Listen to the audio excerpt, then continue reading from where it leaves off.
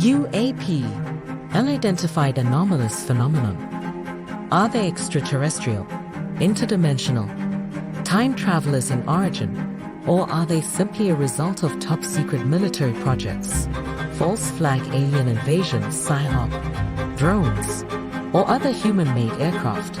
Join the discussion now on UAP Crossfire.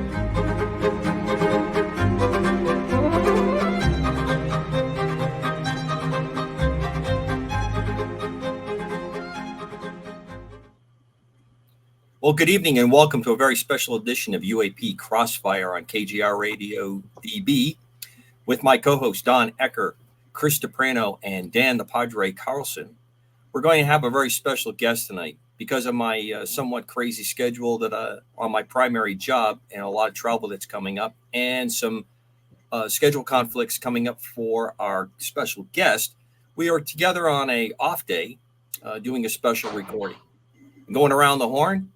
Any special remarks from my co-host before we bring our guest on? Just to say it's getting cold up here in Buffalo, New York. True to its nature. It's the fireplace is going, the windows are shut, the summer furniture is put away, and we're expecting snow anytime soon. Oh, my. Well, here in sunny Southern California, oh, the painful shot. It's been unseasonably cool. So basically, we've been running a 2-dog night in bed. Oh, so, 2-dog night. Well, Well, with that being said, yes. Which led to the name of the famous rock and roll group of the 60s. Which was 3-dog night. 3-dog night, which is a really bad one. Don, just for those that don't live in your clime, what's the temperature that causes a 2-dog night in your part of Southern California? Upper 40s, lower 50s. Upper 40, lower 50s. That's Chris DePerno wearing shorts and rolling around. We're still wearing shorts and short sleeve shirts in that weather. Yeah. Dan, I'm going to probably have to ask for a special prayer of intention at some point as we go further into our shows with the convergence and divergence in temperatures. Well, without any further ado, let's bring our special guest on. For many listeners of KGR Radio, they will already know John Burroughs. I consider John a very close friend, fellow veteran. As far as I'm concerned, has distinguished himself in many, many ways in the service to this country, like my co-hosts have. And I am really, really touched that John reached out to talk to us and to bring this forward. He has an important timing that's going on with this message, and it's a real honor to have you back with us, John. Welcome back on board. Thanks for having me on, guys. So, John, I'm going to ask you, if you don't mind, to please set up for the few people that watch this program that do not know who you are, what happened, and then that'll set us up to where we are in the times that we're approaching and that you're facing. Sure. The Rendlesham Forest was what I was involved with. It happened in December of 1980, so it'll be 44 years in December of this year. I was a young airman, first assignment. It was an E3. And I kind of want to set the stage when I describe what happened so people can maybe understand a little bit more about how technology could have played a part in everything else. What we did know at the time when we went out there, and what's interesting is some of the stuff that's come out recently over the past few years since 17, especially with TikTok and the Navy encounters, is that you get a lot of people stating that were involved in this, that we didn't have the capabilities or technology to create the effects they observed. Some of it was disingenuous, possibly because they had to keep it quiet because of classified stuff. Just like when there was mention of the radars being manipulated and stuff later through good research people did, they discovered that we have countermeasures that can affect radars and stuff. We have airplanes and different technology that can actually make the radar show something that's going on that really isn't. So some of it could have been explained pretty easily right away when they started talking about the equipment and the effects it had on it, because the United States clearly has that ability, but also our foreign adversaries do too. But going back to the Rendlesham incident, what we found out after the fact, and after I started feeling I started getting sick right after the event, and years later it really got bad and ended up having surgery and stuff. Was that right outside our back gate they called it the British Roswell incident, but in fact there was British's Area 51 that sat right outside that back gate. And some of it's just knowledge that's been there forever. They developed the death ray, which developed the radar. They were involved in nuclear technology. They had all kinds of technology they were working on. They had the Marconi facility back there. They were working on SDI at the time, which most people thought that SDI didn't even come on the page until after Reagan became president because he made it public. But in fact, SDI was being worked on in the 70s, including drones and everything else. So when we went out there that first night, and I'll describe as we went along what happened, we really felt like what we saw. We never really, that I remember, especially the first and the third night I was involved, none of us really said immediately we just encountered ET or aliens. We just couldn't come to grasp based on what we knew we had for, technology and stuff, what we just saw, where could it have come from and how could it have happened. So when we encountered this stuff, we were just kind of taken aback. We didn't know what to say when we were going to get brought in, because the fact that we went off base in the first place, we were authorized to go off base, but we went off base, we had some kind of encounter, and then came back to the base, and we didn't know how to explain it. We couldn't explain what we saw or what took place. So in essence, I'll set the stage. It was Christmas night. It was our last midnight shift. We came on at 20. Okay. And at that point, sorry guys, but do you hear the noise again? No, John, I'm quiet on my end. Okay, something's going on. All right, I'm sorry. We'll just keep going. When we came on duty at 2300, it was Christmas night, our last midnight shift. We had a very busy night, Christmas Eve, with a lot of parties and stuff, but it was a very slow night. Nothing was passed on to us from swing shift, even though later on, years later, we found out they had seen some strange lights out in the forest at Woodbridge before we came on, but we didn't get that passed on to us. We came on duty. Nothing happened at the beginning of the shift from about 23:30 when we got posted out till about 3 o'clock. Now, right before 3 o'clock, my supervisor was new to the base. It was good. It just become my supervisor. It was a slow night. Said, let's meet up and let's go out and let's go drive around and, talk a little bit, like an indoctrination between him and I. What I did know at the time, but came out later, was one of the reasons why he met up with me was there was a drug sting going on with OSI right up by the front gate. They were watching these barracks for certain activities. And I found out later also that OSI was involved in our first night, witnessing what went on and doing the initial reporting. But we were driving around and we were heading down the East Gate. And as we got to the gate, my supervisor, I was in the passenger seat. I wasn't paying much attention. I was listening to what he was saying. And he all of a sudden got real alert and said, just outside the gate, out in the forest, he goes, have you ever seen anything like that before in the forest? So I kind of looked out there, and there were strange lights that were in the forest at that point. He said, well, whatever it was, it just come down into the forest. I go, well, no, I haven't seen anything like that. And I didn't know him very well, but what time I spent with him afterwards, he was very by the book, very reserved. So for him to, first of all, get excited, but also we left base right away. We opened up the gate. We drove down to the end of the road because we wanted to see what was going on, because there was a brief discussion about what do we do? Do we call it in? Because it was right outside the perimeter of the base.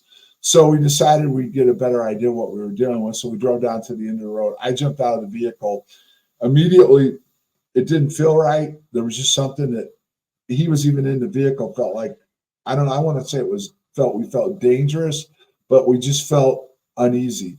And there was static electricity in the air. So we jumped back in the vehicle because we hadn't, told anybody we were leaving base. Go straight back up to the base, closed the gate, got on the phone. We didn't call it in on the radio. Talked to the desk first because it was a direct line to the desk. And the desk sergeant thought maybe we were screwing around with him because One of the frequencies that night was they were doing Christmas music over the frequency. Everybody was trying to keep everybody upbeat and awake, after it being Christmas night. So he transferred me to CSC, and we described, he described to them what was going on. And immediately the comptroller took it seriously, but he immediately drew everybody's attention to it because he came over to radio calling for the security supervisor to come down to meet with us at the gate. And he said, the law enforcement patrols are seeing a UFO. So you know what that did? Everything just stopped. Everybody got wide awake. Everybody started listening to the radio. The Christmas music stopped. And he came down, observed what we were observing, which was strange lights, different colored lights in the forest. The forest was lit up like in a white light, and got on the phone and described what was going on. Now, I wasn't privy to the phone call. By this time, I was still standing at the gate. The gate shack was, maybe 50 feet, 40 feet away.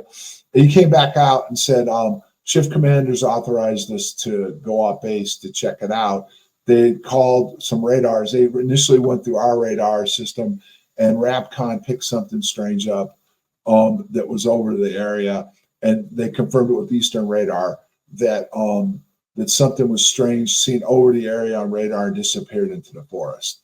So for all the people over the years that said we didn't have the authorization to go off base or shouldn't have left off base, it was a gray area, but because of the fact that radar picked something up and then disappeared into the forest, and people don't understand, especially back in 1980, it's a much more developed over in England in that area now. Not necessarily the base is closed, but Ipswich and all that. It was out in the middle of nowhere. They only had like 1 or 2 patrols that covered that whole area of British police, and the fire department was miles away.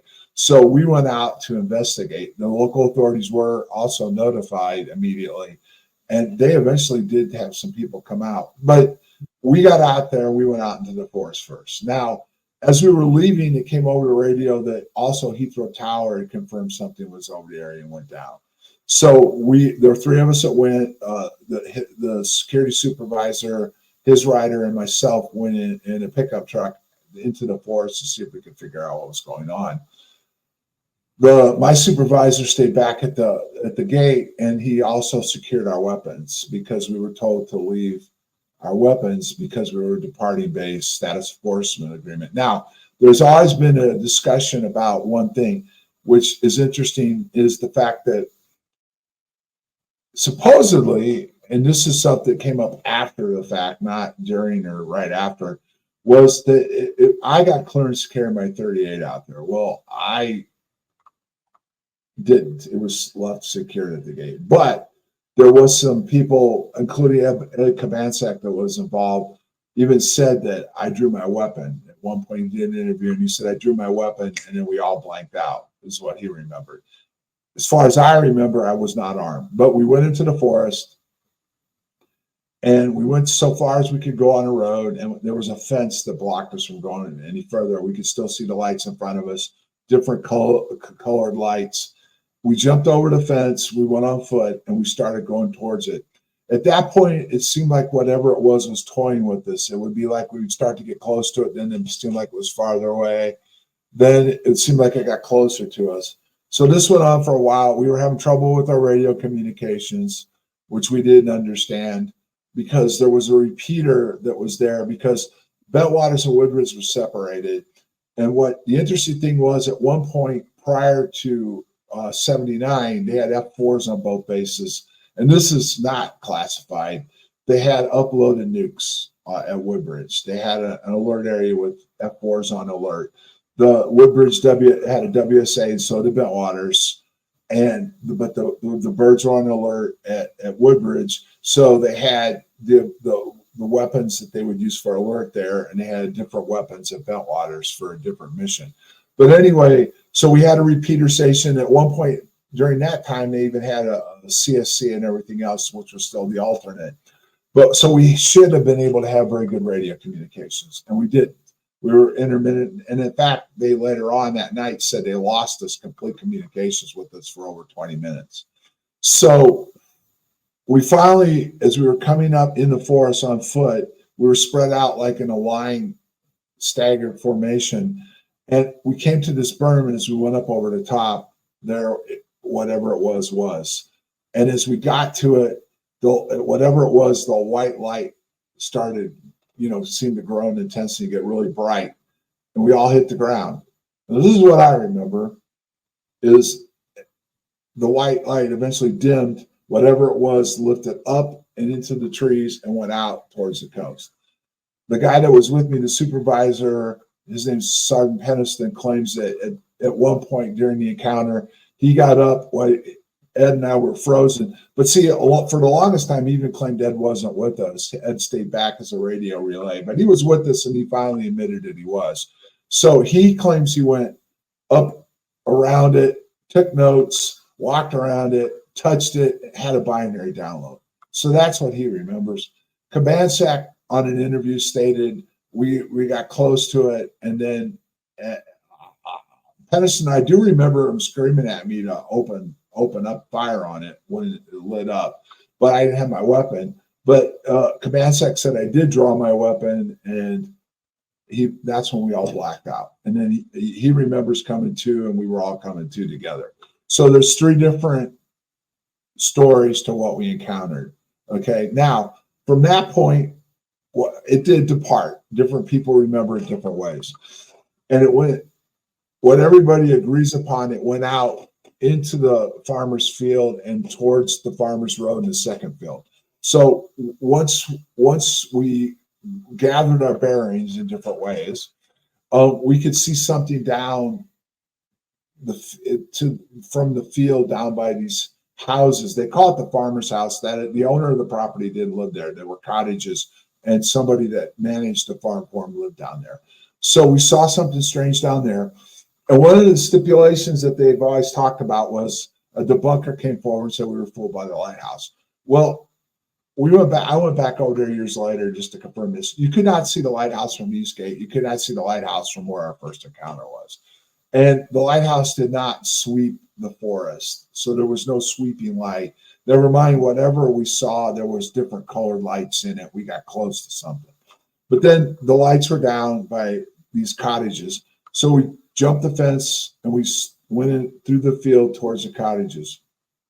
And when we got to the cottages and crossed the road, that's when we saw a beacon light that was sweeping around. Now, I can't speak for Peniston. Ed was his first night. I'd been there for a year and a half.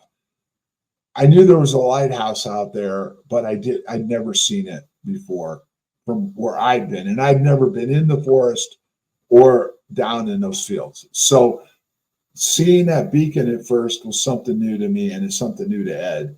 And Peniston, he never talked about that. He's never really talked about that other than he said he knew the lighthouse was there. So we did split up at one point for a short time. He went to the left and Ed and I went to the right. But at that point, right before we split up, we saw some weird light streak across the sky in front of us. So we went on foot for, it seemed like a long period of time. And that was where the radio communications completely were lost.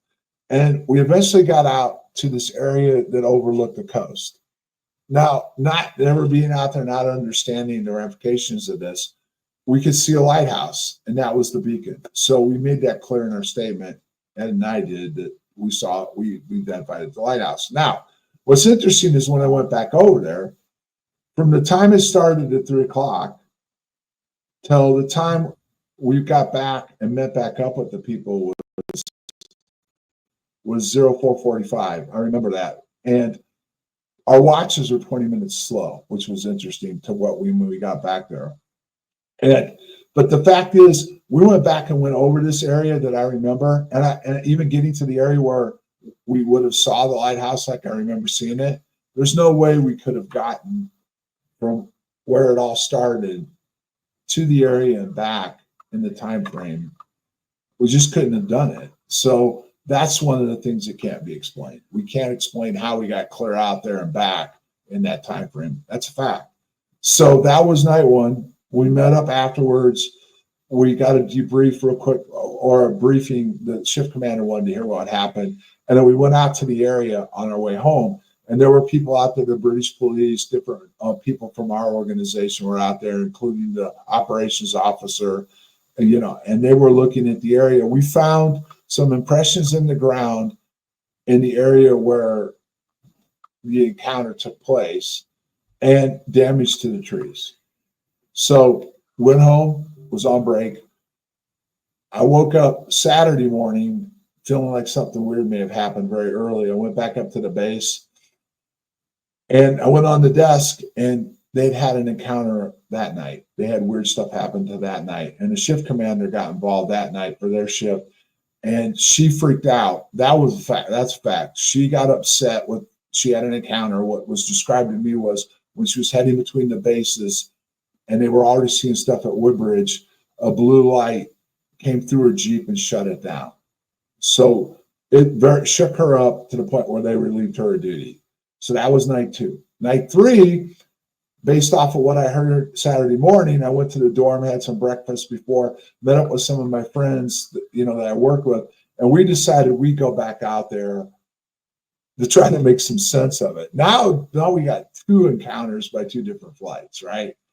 So, and there's a lot of detail about what happened on night 2. There was a lot of activity in the woods. People saw strange things and stuff like that. But I wasn't there, so I'm not going to go into what happened, other than what I was told happened to shift commander.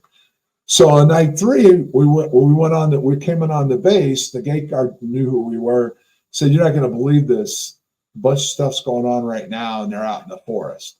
So I went down to the east gate, called CSC because it was manned, and they notified the party was out there, led by Colonel Hall and Master Sergeant Ball, and Lieutenant England were the 3 cops that were out there. And you can hear on the radio that it comes over the radio on Halt's tape that we have Airman Burroughs and 2 other personnel requesting the rendezvous. They said, "Negative, not at this time. We'll let them know when they can meet up with us." But we were allowed to go from the gate to the staging area they had. And so they were out in the forest. We were in the staging area. And right before they were coming back and we were allowed to go forward, something weird really happened. Some blue lights in the sky where we saw them in the sky above the tree line in the clearing area. One of them broke down towards us, shot past us, and went by these lighthouse they'd set up. That lighthouse lit up and went dark again, and the lighthouse weren't working. They weren't on. And it went through this truck where one of the guys that was with me jumped in the truck. He freaked out because it was coming at him. So, and then from that point, we were allowed to go forward and meet with Colonel Hall. At that point, we had a conversation, and there was a weird light, a big orangish, hueish light is the best way I can describe it. It appeared in the distance, started to come down into the trees and kind of come forward to where we were standing. And at that point, Hall asked me, "Is that what we encountered the first night?" And I said, "I'm not sure. I'd like to get a closer look." He allowed me and another sergeant by the name of Vistenza to go forward. He had him go with me. He was on duty in uniform. I was in civilian clothes, and we had a radio. And he allowed us to go forward towards it. As we were going forward towards it, it seemed like whatever it was came closer towards us. And as it was coming closer to us, we got on the radio and asked permission through the tower. Could we proceed closer? Because it clearly was coming at us. And they said, "Go for it." And what happened next was we were running. The guy, Vistenza, was to my right, went down to the ground. He later said he was pushed down and held. And I remember getting close to it. And that's all I remember. He, on his description, said whatever it was came over the top of me. And I disappeared. I was gone. And then I was gone for several minutes. He's never clarified exactly how many minutes. He just said I was gone. And then I reappeared, and whatever it was and dissipated, went away. And I remember then getting close to it and standing in the field, and I'm looking at him, and he's on the ground, and I'm kind of like, "What?" And he's like, shrugged his shoulders and kind of described what he saw, and then we started walking back. And what's interesting is him and I both have no memory from that point what happened until after Sunday night, because this would have been going on in Sunday morning. we don't remember any clear what happened walking forward until Sunday evening, neither one of us. What's also interesting, through a FOIA, we discovered at 0320, which would have been Halt's tape was active till about 3:20, I believe, or 3 o'clock or something like that. But at 3:20, our command post called Eastern Radar wanting to know if there was anything on radar identifying. About 3:30 is probably when we went out there. Whatever happened, it was went on between 3:30 and 4, and then Halt just calmly closes out the tape. Now, there's all kinds of speculation and different interviews people have done and stuff. At one point, Halt said at one point something happened, and we were in, and they were surrounded something. But for many years, Halt tried to deny Bastins and I were even out there and involved. But the tape he made himself identified Bastins and myself being out there. And now, just in the last few years, he's actually admitted that we were there and that we went forward and got close to something. But as far as he was concerned, he couldn't see enough to confirm or deny what happened to Adrian and I. So that's kind of the gist of the story that took place. Other than in the next, I was off the rest of Sunday. Monday, I came in and I got put on the back gate that night, which I wasn't happy with. But there was a bunch of stuff came in Sunday night, and there was stuff going on in the woods on Monday and Tuesday. I was put on the back gate because of the involvement in the nights before, and was told anything that I saw, call it in, and I couldn't talk about it. And eventually on Tuesday, they lifted something out of the forest, and it got brought onto the base and sat down by the 67th area, close to dusk. But also we had to write statements, and we had to meet with the command chain on Tuesday with the statements. And the three of us went in and saw Halt, then Conrad, then Williams. I did very little, if any, talking. Peniston was the supervisor. He was the one that talked. It was a brief conversation. What I remember is Williams telling us that they're looking into it. They'll get back to us if they need anything. Other people have said that we were brought into OSI, interrogated, and all this. I have no memory of being brought in to OSI or being interrogated. I can't say it didn't happen, but I don't remember ever being brought in. I remember the statement and it's going in front of the chain of command. So that's the kind of gist of what happened over those 3 nights and the initial stuff afterwards. Well, John, I apologize that my mic might be causing some of the issues that you're getting on feedback, so I'll be going on and off the mic. I'm going to swing it around to the co-hosts first, and then I got to circle back with a couple of questions just to bring us up to date on what you just asked us. I have just some questions, if you wouldn't mind me asking. 4 of them specifically. You mentioned when you, I think it was your first night that you encountered that there was static electricity in the air. How did that manifest itself to you? I'll tell you is that when I got out of the vehicle, and I didn't really say it when we were going forward at certain points, it just felt like a tingling, thing, like if you were rubbing something and it was like a little bit of a shock and static electricity. I mean, it wasn't anything more than that. It just, the air had like a static in it. It just everything seemed weird. Like I've said over the years, when the incident started, as far as when that first time, and then when we went out there and was around it, even on night 3, everything seemed to slow down. Everything seemed different. But as soon as everything was over, it felt like everything was back to normal. Now, can I add something to this? That plays into time dilation. That's all I want to say right now about that. So go ahead. When the radio communications went out, was it simply silence when you tried to communicate, or was some kind of noise? They claimed they couldn't reach us. We couldn't reach them. So we were reporting as we were going along every 5 minutes. And all of a sudden we were trying to reach them and it was dead silence. And they said the same thing. They lost complete. In fact, we found out later that they sent out a party to find us. And that's a whole story, but I can't confirm 100% other than what witnesses said took place. You mentioned the presence of fighter jets nearby. Was there any other aerial presence that night over the forest? No, on night 1, no. There was nothing everything was locked down. The base was dead. I mean, there was no preparation for this on night 1. Night 3 was a different story because night 2 happened. And at that point, People started wanting to know what was going on outside of NATO base. But night one, everything was locked down. It was as quiet as I've ever seen the base Christmas night. So, and there was no fighters there at that point. The F-4s had left. The A-10s were there at that point. So, when the object lifted up and disappeared from your sight, was there any sound, any sense of motion of the air, like wind, any other kind of... No. Interesting. Okay. And then finally, my last question was, you mentioned that they appear to have removed something from the forest. Did you ever learn what it was that they removed? Well, that's another whole story, because the longest time that was part of the debunking story. 67th was pararescue, and their job was that the pilots, something happened to the pilots in war, they'd rescue them. But even in peacetime, we had some incidents where a couple aircraft collided. There was some pilots that were ejected in the North Sea or went down. They would go and retrieve the pilots. But they were at one point involved with the rescue. That airfield, Woodbridge Air Force Base field, was and eventually it was used for the shuttle. It was a backup landing site. But prior to that, the Apollo program, it possibly the trajectory at some point, it could splash down in the North Sea. So they had an Apollo capsule there they trained on, but the Apollo program was gone. And the shuttle program was just starting. But the interesting thing, what we've uncovered is another whole event was taking place, possibly where they were bringing down a Russian satellite.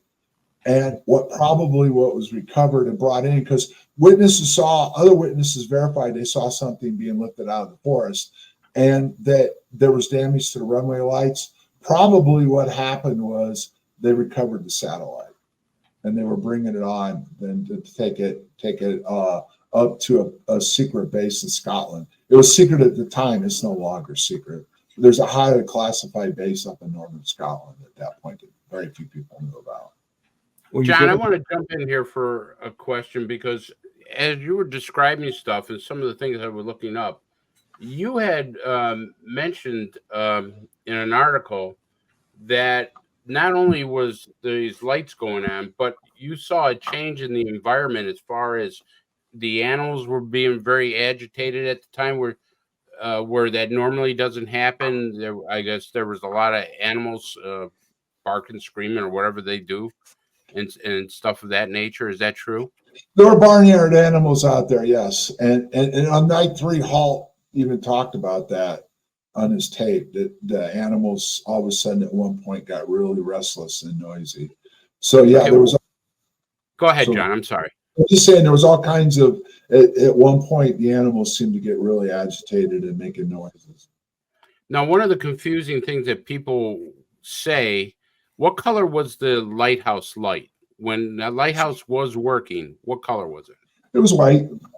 It was white. So now you have a lighthouse that's white, but in your description of stuff, that you saw red and blue lights. So if the lighthouse never had those lights, so you had to be looking at directly something different. Well, this is a good point to interject what we found out about the lighthouse. Okay. There was a system down there. They were working on this type of technology right down there at the nest. Okay. The radar got developed off of lasers. Okay. And when they were working on the laser systems over there, they figured out radar also.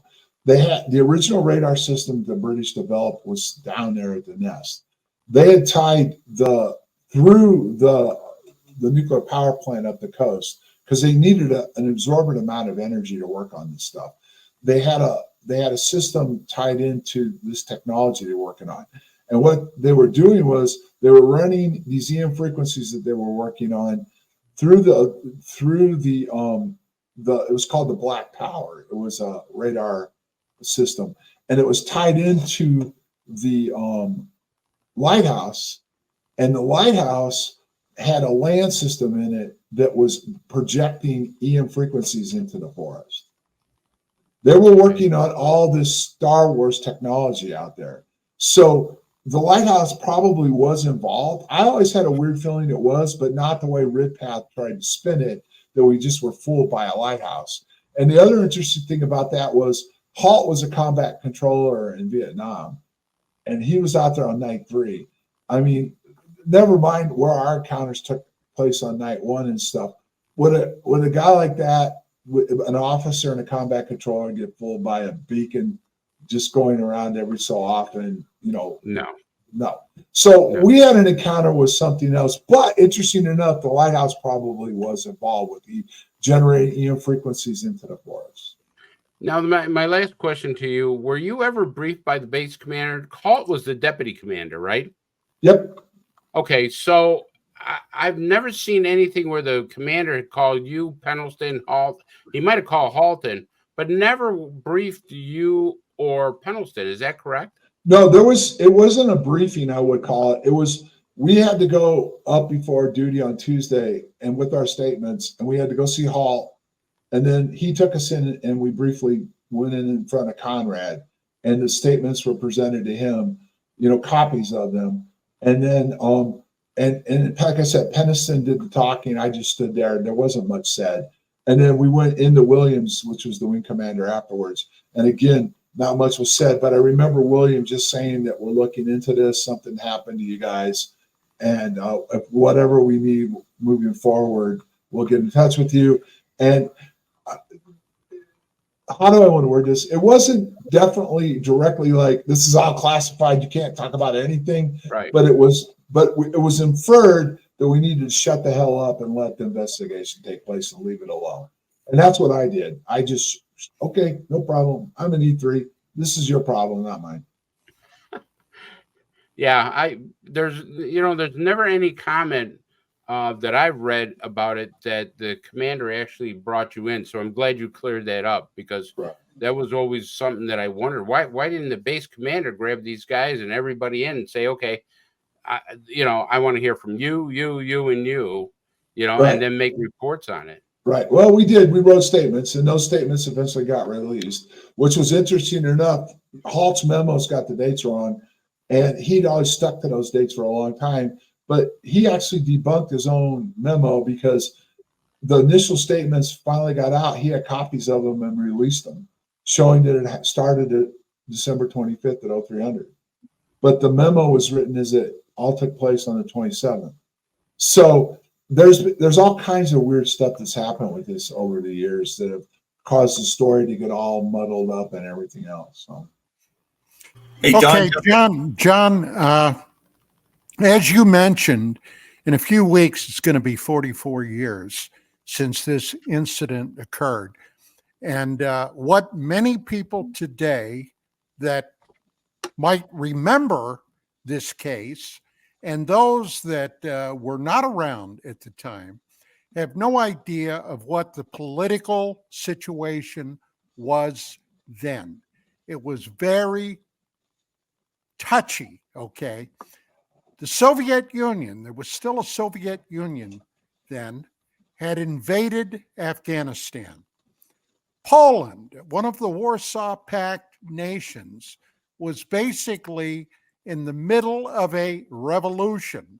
A name out of history you might have heard before, Lech Walesa, okay, who later ended up becoming the president of Poland.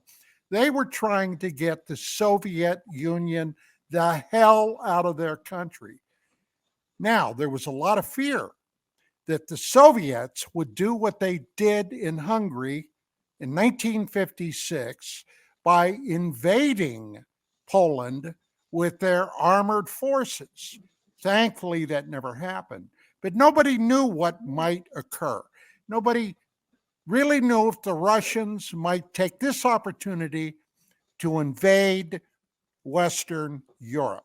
Now, RAF Bentwaters, Woolbridge, was a forward operating base with tactical nuclear weapons.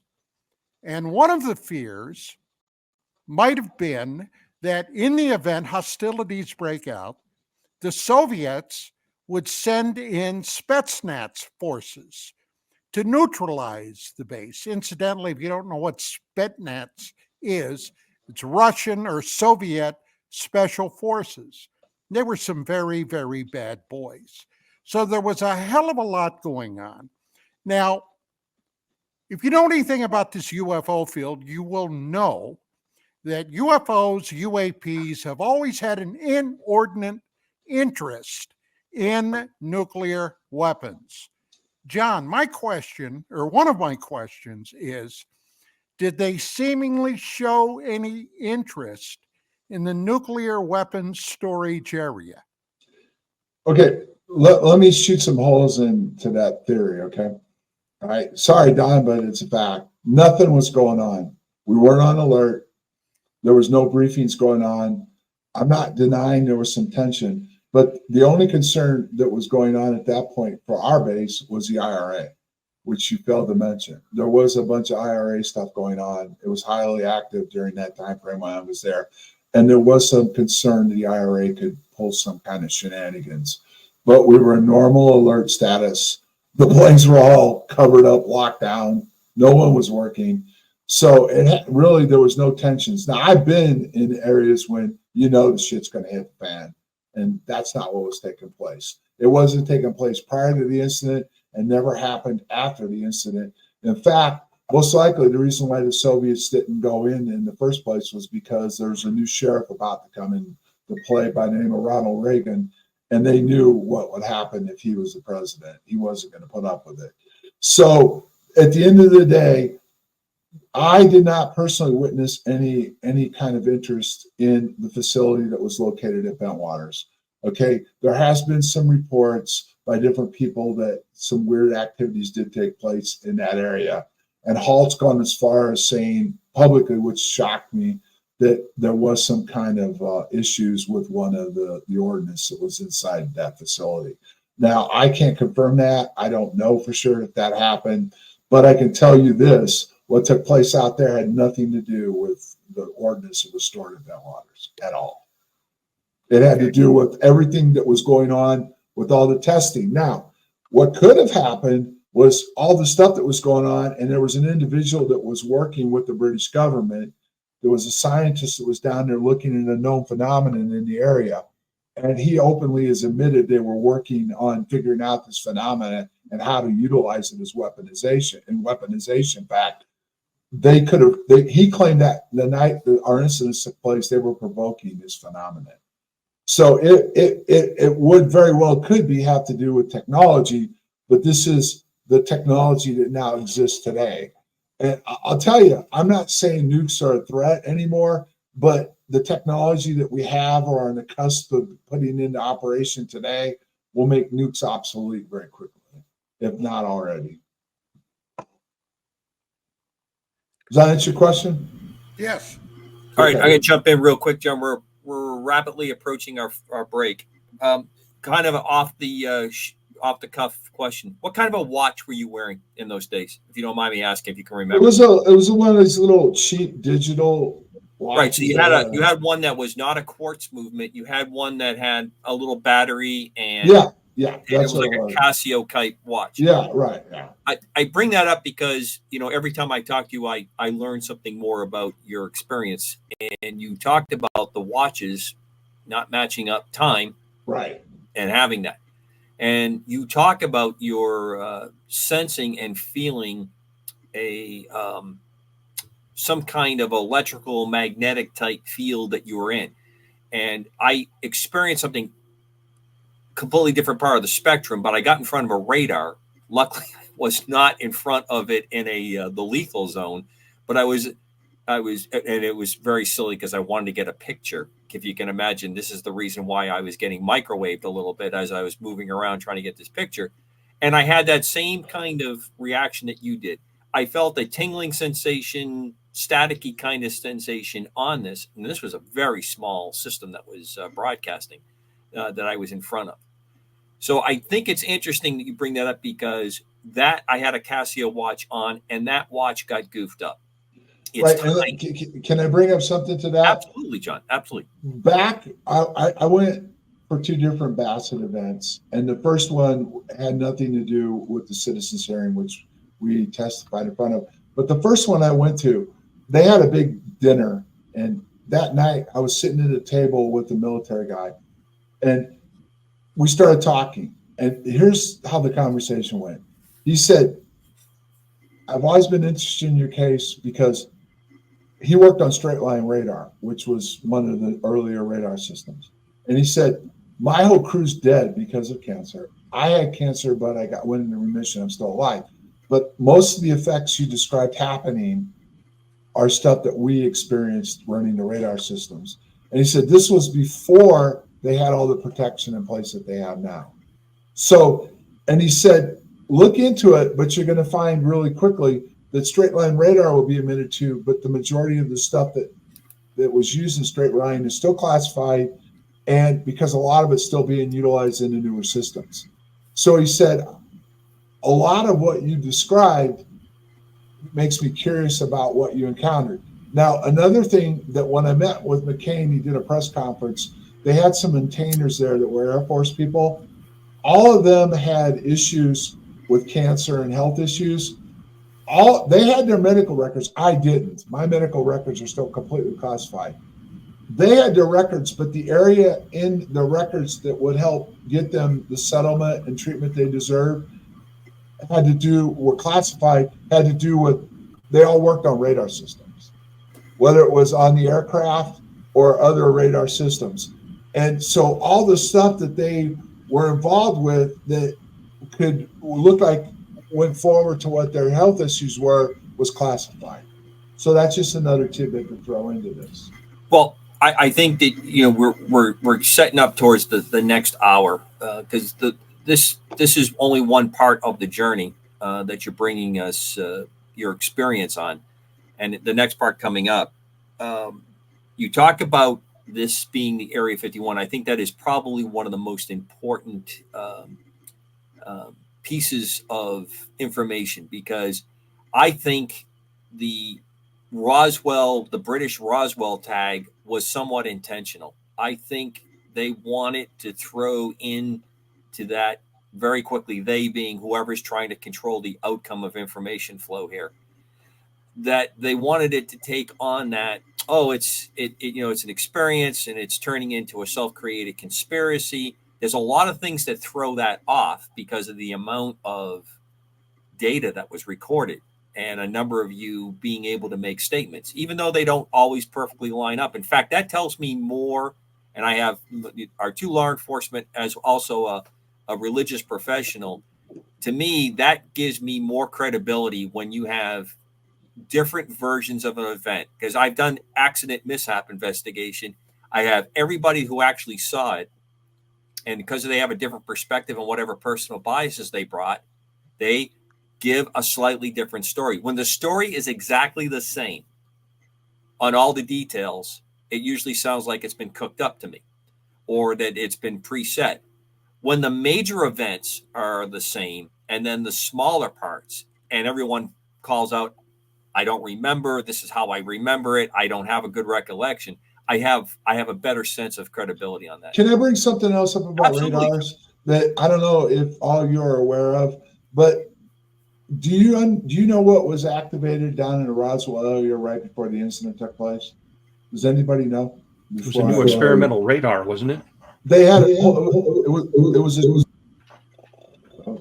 was a triangular radar system that was set up because they had issues on the East Coast, and they had moved it down to the desert around the Roswell Air Force Base, and they were utilizing it. So right before the Roswell incident took place, a new radar system, one of the newest ones was actually just the beginning of our radar development and stuff, took place right down there. Had been made operational right before the event. The particular type of radar you're talking about, John, I believe is the backscatter radar that was trying to use over the horizon so that you could detect airplanes and missiles that were low by bouncing signals off the ionosphere and off the different parts of the atmosphere and get curvature. We have one that sits up here not too far from where I live in Cape Cod that worked.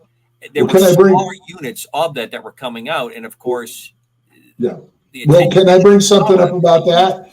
Right outside the back gate, most people aren't aware of this. It was shut down. The big system was shut down. It was called Cobra Mist, and they put it there, and they've spent all this money, and we have the documents, and they could never make it work properly because there was inland interference interfering with the system. Well, they shut the system down prior to our incident, but the SRI team that came in to figure out what the problem was stayed. They had smaller units that were being developed and worked on there and being utilized at RAF Bentwaters and Woodbridge. So again, we have this type of radar system over the horizon of radar that had advanced since the 40s coming into play in our event. One more thing I wanted to throw into you, John, for a little clarification, as well as maybe expand a little bit. You talked about the Bentwaters H-853 unit. Knew many of the pilots that flew there. I flew a sister unit out of Germany. A little bit after your time in England is when I got to Europe. We practice often, but especially the Bentwaters crews had some interesting shaped devices that they would hoist. And one of them was the F-111, FB-111 capsule, because that airplane did not eject seats. It ejected a whole capsule out of the airplane. And long story short, it was designed initially to be a lifting body of types before they made it or used just solely the parachute. The capsule itself, the crew ejected out of that plane. And that was a key plane for deep strike work out of England into the then Soviet Union, as Don was talking about. So you had to be very cautious when you lifted it, because when you were flying it under a helicopter, if you got maybe just about 65 miles per hour, about 60 knots, it would actually start to lift up underneath the helicopter. It would start to fly with it. So you had to practice with it often to not get yourself into difficulties where it would get airborne underneath the helicopter instead of just being a tow device. So that the unit you talked about and recovery of strange things, and going back to what Don's talking about, a standing mission for almost every Air Force helicopter outfit in the European theater, as well as most of the Army units as well, was dealing with Spetsnaz types insertions. Now, I realize that that's not probably what, I agree with you, that's not probably what happened here, but there's a lot of activity going on. And when you brought up the IRA, I had a little static electricity, because that was that and the Bonhoeff folks on the main part of Europe were the two groups that we were constantly running with. So, can I bring it? Okay, I'm sorry. I was going to say, I'm going to hold you up. One more thing to highlight before we go to break. We got about 5 minutes. You definitely have concluded your knowns, and you have freely seemed to accept your unknowns in this. Was that a fair statement? Yeah, I'm not going to, the best way I can put it is, if I have hard evidence on something, I'll tell you it's hard evidence. There is some speculation. Every event you ever go with, unless you're behind the scenes in intel and you have all the information, you know what I mean? Even in these documents, they're left somewhat open to interpretation. But I do stick with the facts, and I'll tell you, like, for example, there's some weird stuff that happened under hypnosis and stuff. I'll make it very clear it came under hypnosis, or this is what I think you can relate to based off of what this document said, based on my experience in the military. All right, we've got a couple of minutes left, so I'm going to set one more stage for our second hour. Is it fair to say, John, that when Christmas breaks, things really get shut down, right? I mean, yeah. Most people are taking leaves. The single folks usually are the ones that are manning gates. Yeah, lines. The married people get Christmas off, yes, if they can do it. You know, and if you're new, you were only there about a year and a half at that point. You really don't have a lot of time as compared to other folks on top of the rank. This, to me, seems to be a pretty standard situation. It's sort of like when a ship pulls into port. You know, it's usually the most skeleton and youngest of the crew that's standing there to keep the plant going up. Same thing happens in the base when you're in that. Would you agree with that as the setup? Right. Yeah. No, it is. And we were really shorthanded manning wise, so very few people were allowed on break. And what they did do is they ghost some posts over the break, and then the married people got the time off over, and then the young kids got New Year's if they wanted it off. But I want to add two things real fast that before we go to break. first of all, Colonel Wicker was the commander of the 67th. He was an expert in recovering down satellites. Okay. Right. And one other thing that came up, and this is something I wasn't aware of till later, and was confirmed by OSI to me that was involved. There was, not during the event, but after the event, they captured a couple of Soviet agents that were out there during the aftermath that were in the forest area. Now, Halt has gone as far as saying they were frogmen, but the OSI guy just confirmed that there were 2 special operations Soviets that got captured by the British after our event took place over those 3 nights. So there was all kinds of covert stuff going on. Absolutely. But it wasn't a mass, attack or anything. And the other thing is we didn't change our alert posture after either. Right. Nothing. I always found that very interesting in this situation. Right. One thing about the satellite recovery, for a lot of folks that don't realize it, up into, I'd say, the 80s, we were going into the 90s. You had a C-130 that would recover our satellites. They weren't really the full satellite. It was actually the film canisters that would come down, or if a satellite was brought down, because they were still using film. And if you could force a satellite to come down, the C-130 would be above, and it would fly a pattern, and it would try to catch it in its parachute lines. It would suck it up underneath the airplane. They would grasp it, and they would actually winch it into the C-130. Not classified, obviously. And the helicopters would be down below, so if the C-130 missed its shot or couldn't get a couple passes on it to catch it, you can imagine how hard this is. Then the helicopter would do a similar thing. It would come up and fly over the parachute and snag the lines of the parachute, and then recover up and bring in the helicopter. And the type of helicopter that was there in England was the type of helicopter used. It did have some special equipment, but that skill set was very active, very hot, because it was part of it going on. And you brought up SDI. SDI was starting to do a lot of this forcing of satellites out of orbit, trying to bring stuff down, and the tracking of it going on. Very interesting talk. So, folks, we're going to head to our break. Our special guest, John Burroughs, probably the most important book you want to read if you want to get good perspective, is his book on the weaponization of a UAP event. John did a phenomenal job. He's going to pick up the journey and the main reason why he wanted to talk with us tonight. UAP Crossfire on KGR Radio DB. We'll be back with you in just a couple minutes. Welcome back to UAP Crossfire on KGRA DB Radio. Our special guest is John Burroughs. I don't want to waste too much time. I want to get into the next part. John, you've given us the synopsis and the experience that you went through in England. Give us the brief run-up that brings us to the prime part, because I think we're going to have quite a bit of discussion on what's happening right now today with you on this.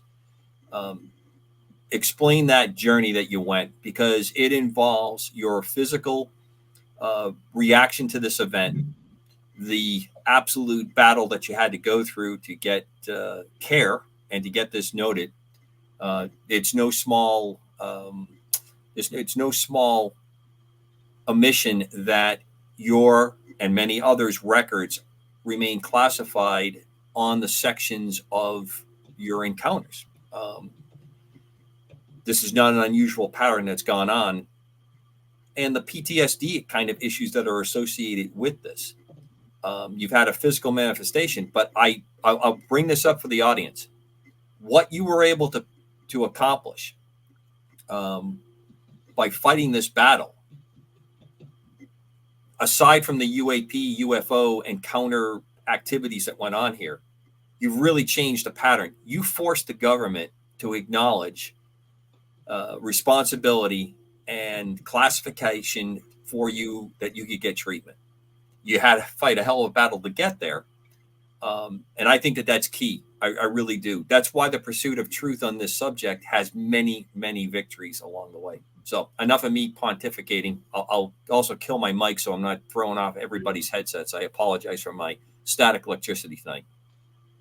John, I'd like to ask you about your PTSD thing, because I mean, that's an incredible encounter. Let's sum this down. I didn't have PTSD. I'm not getting care for PTSD. I never claimed PTSD. The there's a person that was with me actually had part of the settlement involved it. The Peniston also had some PTSD issues that he got treatment for, but I never ever have tried to use the PTSD angle. As far as, I shouldn't say angle, that's a proper way to put it. I've never ever claimed I had PTSD. Peniston and this other guy have had massive issues with dreams and other issues. I have had strange dreams and things, but I never, like I said, I'm not getting treated for PTSD in any way, shape. Well, okay. The reason I bring that up is because there's articles that say that you have PTSD, and I'm glad you cleared the record on that. That's awesome. Thank you. Okay, now I want to set the stage because that's what the commander asked me to. Okay, I'll make the first part quick. Right after the event, I started feeling crappy and just didn't feel right, out of sorts. Okay, that would have been in early January. I finished my tour there. That's been misrepresented too. So allegedly, other people did get PCS'd out early. I know Tamplin left. She was new to the base and was gone, just like that. She was gone. She disappeared. No one knew what happened to her. There are stories afterwards. I don't want to go into them right now. But in the summer, when I PCS back to the States, I got really sick. And I had to go to the emergency room because I was home at the time. I was about 2 hours from the base where my parents lived, but I wasn't going to be able to get back. I was pretty sick. So I had to go to the emergency room for them to confirm I was sick, the way the military does it. You just can't call in sick in the military.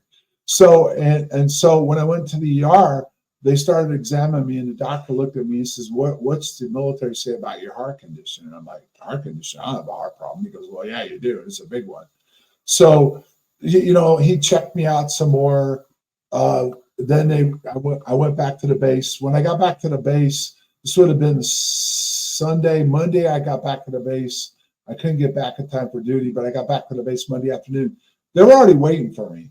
When it had to go to the hospital with the excuse and everything, what was going on, and they already had a doctor come from Wright-Patterson the next day to evaluate me. So I don't know what was said by the civilian doctor to the military, but a doctor from Wright-Pat came in, which at the time I had no idea what it meant. Now you go to Wright-Pat and there's a big story behind it, right? So I had no idea. He came in and evaluated me at the base because Grissom had a clinic only. And he immediately had cut orders and had me go up to Wright-Patterson the next day. And they did a bunch of tests on me. And he told me to pack my bags because I was going to be there probably for a while. And so I went up there, went through all these tests, and late afternoon he came back in and he said, this is what I'll tell you for now. He goes, you have a heart issue. We thought it was something worse than it is right now. We're going to monitor all this, but we're going to send you back tonight. Because I think the base was like 4-hour drive. I don't remember now. It's been years. We will send you back home and you go back to work, but we're going to continue to monitor you. That's how that played out. No idea how important that was at the time. Fast forward to 2011. I got really sick right after I came back from England. Everybody got sick when they were over there. So I figured I just caught what they had, but it didn't go away. So eventually I went in to urgent care because I was just having trouble breathing and a lot of issues. And they came in and said I was an AFib and congestive heart failure. And I'm like, what? They took me to the hospital right away. I got admitted. I was there for about 3 days. That's when I met my cardiologist. And he shocked my heart back in, put me on medications, and things seemed to get better. It got better for like over a year. And then I got sick again. And this time it was a lot worse. So at that point, they were trying to really figure out what was going on. So he said, when did you first start having heart issues? And I said, well, way back then. He says, well, it was military related. He said, let's go to the military and get your records. We need to know the symptoms you have don't match the damage we are looking at from your heart. So we need to know more about what they discovered early on. And that's when the stonewalling started. They refused to release my medical records. Kyle got involved. The aide came back and said, your records are classified. You need to go file for disability because that'll force their hand on having to draw your records out, right? So we went through all those procedures. my records were locked down. You couldn't get at my records. In fact, what happened was through the whole process, he ended up didn't run for re-election, retired. McCain got involved, and I eventually got in front of the disability doctor, and she started asking me questions, and I'm like, well, this is. She says, well, none of this can be possible because you weren't even in the military then. I mean, what do you mean I wasn't in the military? I came in '79. She goes, you're not in the military until 1982. I go, are you kidding me? She goes, no, that's what we have the records for going forward from 82. So again, I wasn't sure totally what was going on. I go, well, here's a record of me coming in and paying. She looked at her eyes, got big. She goes, that's above my payroll. I can only evaluate you on what I have in front of me. So a couple of months later, I got a letter from the VA denying my claim because I wasn't in the military until 1982. That's how it started. Really started getting crazy, right? So McCain started forcing the issue. They came back with this fabricated DD Form 214 that said it was 82. And they had no medical records on me until 82, but they weren't going to release those even. All my medical records have never been released, even, everything. So the fight started. Eventually, they were able to, we did a lot of things, finagling and stuff. We got them to admit I was in '79. So they said after the denial, and I filed an appeal, and during the appeal process, there's people that can have access to help you. They saw the VA and the DOD were holding records back from me and my senator. They were keeping them. They weren't allowing them to be released. So we filed a FOIA on that. We filed a FOIA. We found out about the classified records section, which most people didn't know about. And there is a classified records section that all your records that involved in classified incidents, not just whatever I had happened to me, but all events are held in this particular section. So we found all this out. So they said reapply. They issued a generic DD Form 214. And Cobra, you know what a real DD Form 214 is? It shows everything. It shows your from the minute you stepped in to the minute you stepped out. Everything. I never got that. That was all that's been held. So I got a generic DD Form 214, and they said resubmit it based on this. We'll reevaluate it. You're probably going to get some compensation. So that's took place. Then the next thing that all of a sudden happened was they came back and said, thank you for the withdrawal of your appeal. Your case is closed. That's when it got real ugly because McCain personally got involved and said, look, we're tired of the runaround. Either you start getting this handled or I'm going to open a hearing on Bennett Waters. So that's when it got really interesting because they had to bring in somebody inside the VA that had access to classified material. Because normally a case, they can evaluate your records, but the VA wasn't getting access to what they needed to evaluate my claim. So they brought somebody in, but they were saying they didn't have access to everything. Now, the case manager that was involved, she said the DOJ got involved and they were stonewalling. And they said they didn't care if McCain was involved, whoever was involved, his stuff is classified and it's not going to be released. But eventually I did get my settlement, based off of a bunch of stuff that went on behind the scenes. And the fact that Christopher Green got involved and this whole group that we're going to talk about next got involved too.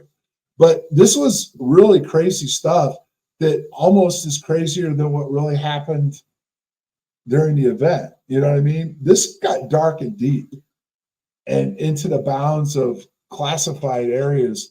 And I got to meet people and get involved with people that most people don't ever get to talk to or be involved with. So, John, I'm going to ask you quickly, and I'll let the co-host jump in.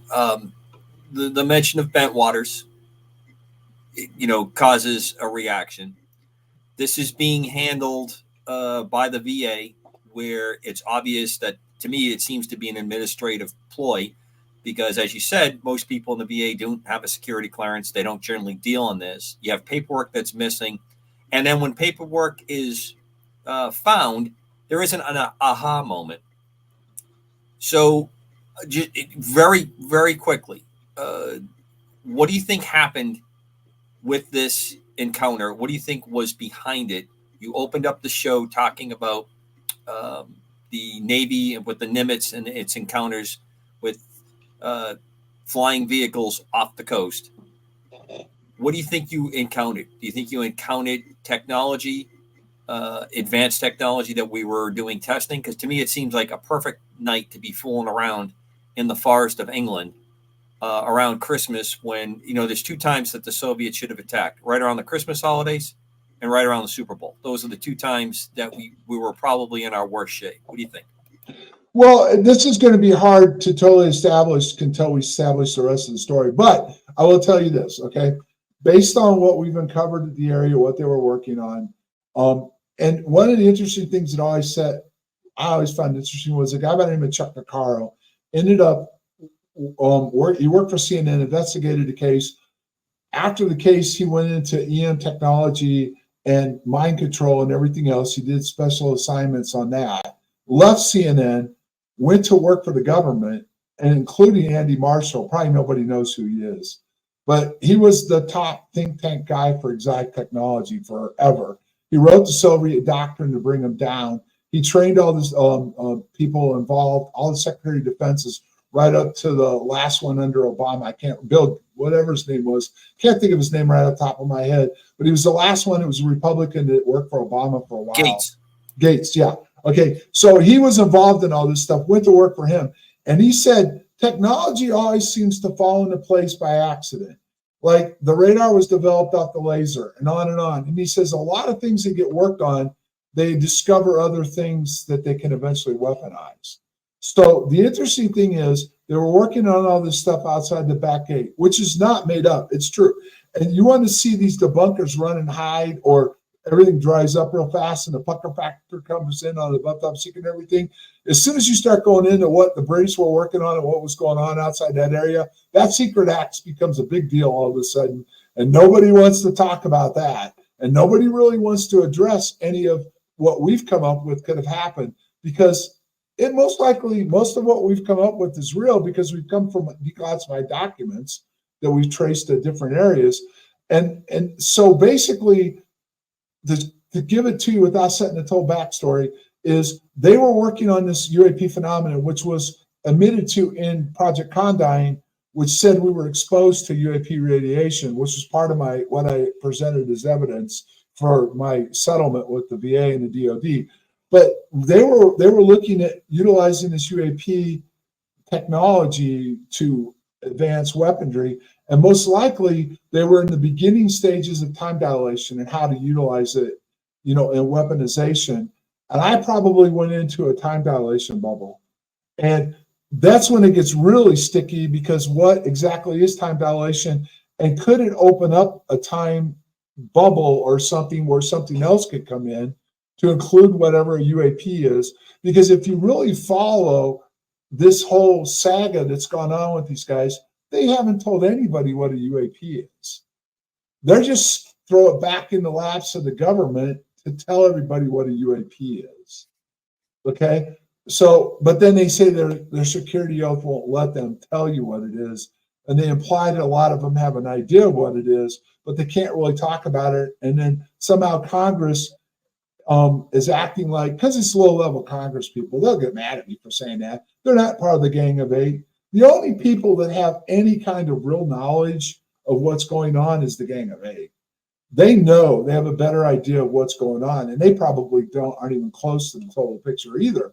But these guys that are sniffing around now, they have no clue to what they're really getting into, other than we're hiding something from them, the government, or, you know, the military complex is hiding something from them, and dang it, we got to find out what that it is. And that just ain't going to happen. So I probably experienced time dilation, and it affected me. And it does, like we kind of talked about earlier, the heart issues and stuff never came out, and the terrorist radiation and all this stuff never came up until they showed up in my life and started pushing all this. And so they've given pieces of what's going on, including, if you look at those 38 papers, Kit Green wrote a paper on the biological effects of all this. And one of the papers that was submitted as evidence in the last hearing was Putoff's paper about how we can use warp time dilation to go out to the stars. One quick question, John, before I turn to the co-host. Keep in contact with the other folks you were out there with. did they manifest similar types of physical problems? Penison's had medical issues. He's tried to deny it now, but when he testified at the citizens hearing, he said he did. The other guy, there's another guy that's gotten almost 100% disability from the event that was with me on night 3. They admitted he was injured during the event too. Most of the other people, I've had people inquire with me. There's some other people that have had health issues that could relate to this, but they're not willing to do. I'm sorry, but it's true. I can only help them so much because of the way everything's done. I can't go in there and help them or represent them. You have to have an attorney do it. You have to get your Congress people involved because of the HIPAA laws and everything else. So they haven't been willing to go forward. They get frustrated with the system. So there are other people clearly that have had health issues from this. And that's what I'd like to see happen. I'd like to see people not only in our event get the proper care, but also anybody else that's ever had an encounter get the proper care. John, let me ask you a question about your I'm getting an echo. Let me ask you a question about your VA encounter. I think that was amazing that they tried to do that. But I also know that the VA is notorious for doing that to all kinds of people. When you first started fighting with the VA, what was the strategy? What did you do to make them start listening to you? I know you reached out to McCain. What was McCain's feelings about your story? I mean, did he say, okay, John, this is kind of an incredible story. I haven't heard anything about this. What proof do you have? Or did he say, John, you're a likable, good guy and your story is real. I'm going to jump right into this. Well, actually, it wasn't McCain, it was Kyle. And my initial strategy was the doctor wanted my records. I'd already had an issue years before that we could spend hours on this, but I had tried to get my medical records before. And the process I went through, I was denied access to them because even after I did an affidavit and everything else, they said I wasn't who I said I was, so therefore I couldn't have my records. So I already knew that my medical records were going to be an issue. And when the doctor wanted them, I immediately went to Kyle. And my strategy was not to, preload anything. I just went in and said, I had an event in the military that I got sick off of. I have a civilian doctor that needs to see access to my initial health issues that involved it, and I'm getting stonewalled for it. And so all that A did was they initially requested my medical and personnel files. The response back right away was they're not where they belong. That was the initial response you got. They don't exist where retirement records should be. So she came back to me and said, we're going to go further. So they sent in another request. And at that point, I got a limited amount of personnel records. They had nothing to do. At the time, I didn't put this together from 82 going forward. And my medical records, nothing. They gave nothing on my medical records. So she came back and said, I've dealt with this under Agent Orange. Whatever's going on here is your records are classified. And you have to go get this file for disability. It'll force the hand. And then, like I said, after I did all that, it got stonewalled and Kyle retired and McCain took it over. I never approached it anything more than I was sick. Part of my injuries happened in the military and I needed access to those records. And what perked everybody's attention was the pushback they got. Bennett said this, and so did McCain. They'd never seen a pushback on anybody's records like this. Even in Agent Orange, they were covering stuff up. But in my case, they just weren't playing. The Department of Justice said it doesn't matter. You're not going to get what you want as far as the records or anything. So they really, the only thing that happened both times by both senators' offices was the aide from Kyle said, it's clear something happened to you. You were injured in the line of duty. You're never going to know what it is, but we'll get you the care as best we can. McCain's office said the same thing. It's clear that something happened to you, and we're going to get you the care you deserve, but you're never going to know what it was. On the medical challenges that you've been having, Have you heard if any of the others who were in that experience with you have had identical or very similar conditions? And what is the causality? What type of a trigger might bring those conditions to the front? Simple. It's simple. Peniston and Bustinza both have PTSD issues. Peniston also has claimed he had a heart issue and some other issues. Bustinza's PTSD and some other issues that I'm not going to discuss because just the fact that it's his own personal. He can, if he wants to go into it, he can. The issue that came to the forefront on this was when Kit Green showed up, and after we testified at the citizens' hearing, which again, this is another thing that you didn't know what was going on until later, was the whole issue came out in front of this committee about that I was injured, that my records were classified. None of them knew, other than Gravel knew about the classified stuff. They all were saying I should get my records, which most people don't know this. When you're in the military, if something happens, it's classified. Everything involved with it, including your records, are classified. You can't get access to them. They're never going to come out. Now, that doesn't mean they can't do something behind the scenes to help you if they want to, but they're never going to make any of that public. So when Green showed up, he started this chain of events that eventually led to, he wrote a letter to the DOD/VA, and that's when everything changed. And he described in it what caused my injuries, which once that letter got put out there, it became classified. And then he did talk a little bit about it on Above Top Secret after I got my settlement, which shocked us too, because originally they weren't going to say they were involved at all.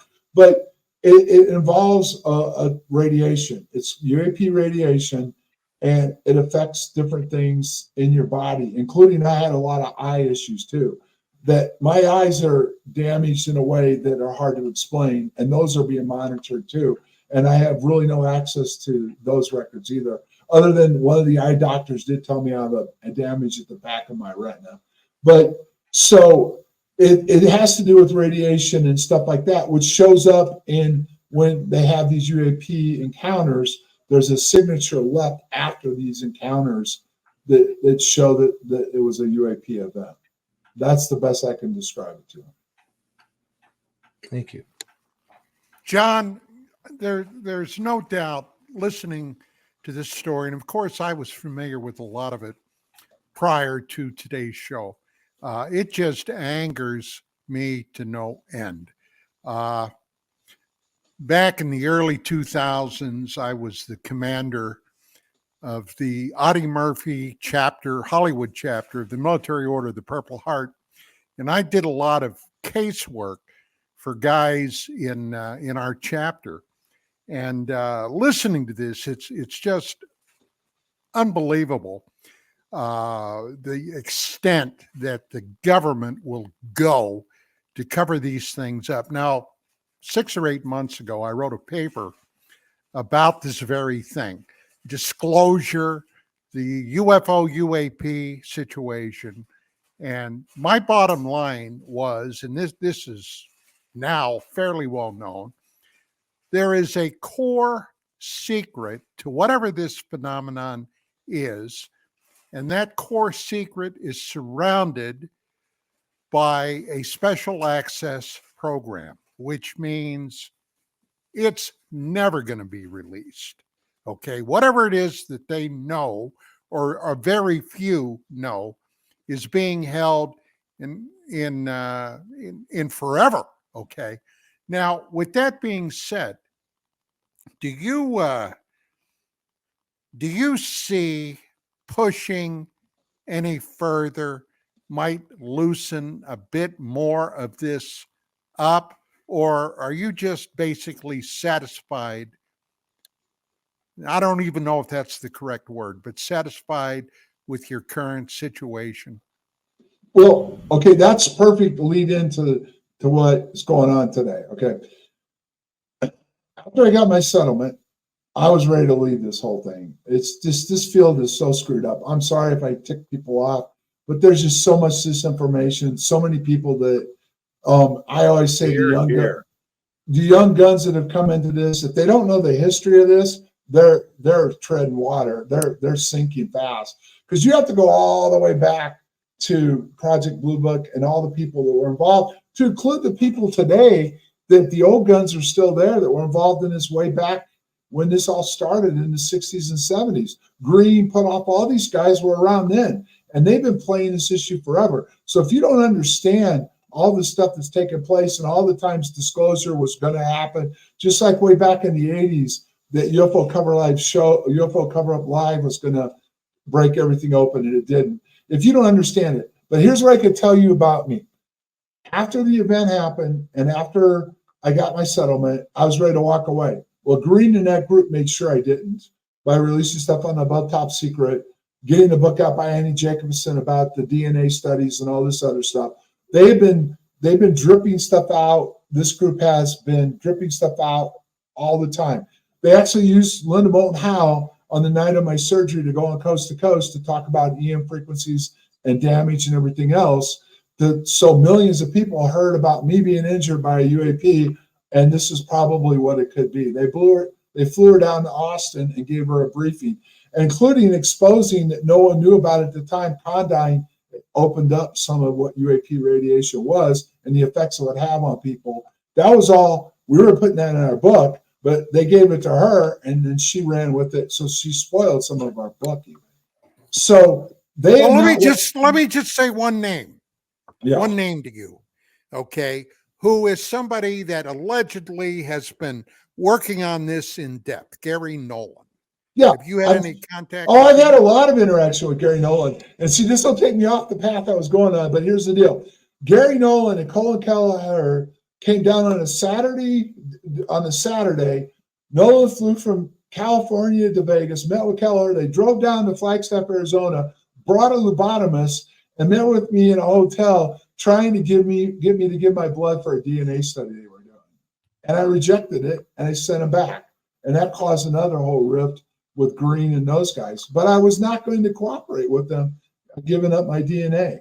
And so they've been going after people that were involved in these incidents and trying to study their DNA.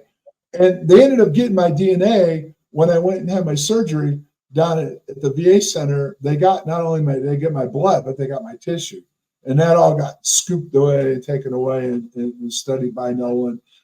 There was another incident which will take off the beaten path again, but they came back. Green came back and visited me in Illinois a couple of years later, and wanted me to give another DNA sample, but this time just spit.